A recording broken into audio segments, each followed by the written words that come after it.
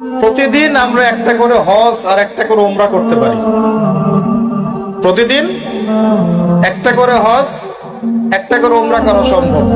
বলতে পারেন ভাই কিভাবে? এই হাদিসটা আল্লাহর নবী মুহাম্মদ সাল্লাল্লাহু আলাইহি ওয়াসাল্লাম বলেছেন, আমি এবারও সবগুলো বলতে গেলে অনেক সময় যাবে, খুব সংক্ষিপ্ত করে বলছি।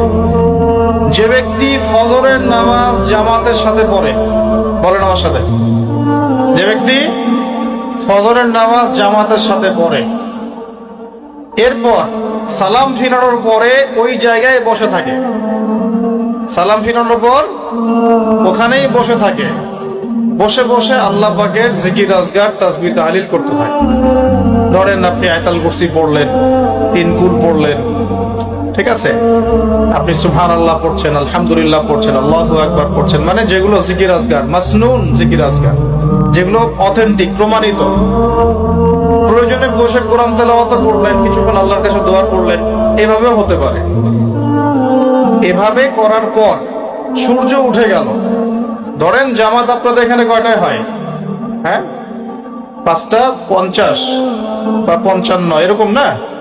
সূর্যোদয় তো হচ্ছে এখন প্রায় 6:30 কি 40-এর দিকে।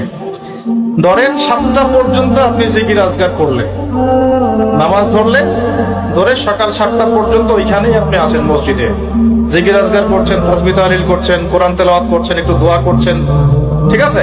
এই সময়টা কাজে লাগে না। সূর্য উঠে গেল, ওঠার পরে আপনি মাত্র 2 রাকাত নামাজ পড়লেন, এই নামাজটাকে বলে ইশরাকের নামাজ। কিসের নামাজ? ইশরাক। এবার আপনি চলে গেলেন, মসজিদ থেকে বের হলেন, নবী সাল্লাল্লাহু আলাইহি ওয়াসাল্লাম বলছেন এই ব্যক্তির আমলনামায় একটা কবুল হজ একটা কবুল উমরার নেকি দেয়া।